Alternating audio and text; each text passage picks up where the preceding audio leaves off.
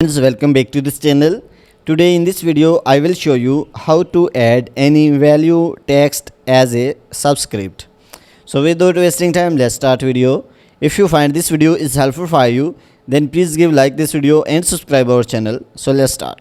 So firstly select the cells and the double click of the mouse. So after that select that values text number which you want to as a subscript.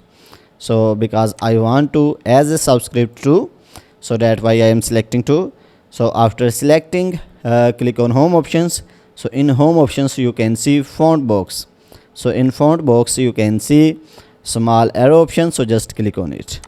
So when you will click on it you can see subscript option. So when you will click on it and after that click on OK, so you can see 2 is changed as a subscript. So here you can see also fn. So I want to n as a subscript. So after selecting, so here you can see a small arrow option, so just click on it and then click on subscript. So after that click on OK. So you can see n is changed as a subscript. So it is the first method.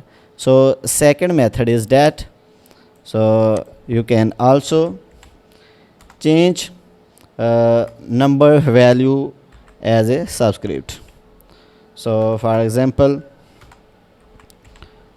I want to change 2 as a subscript.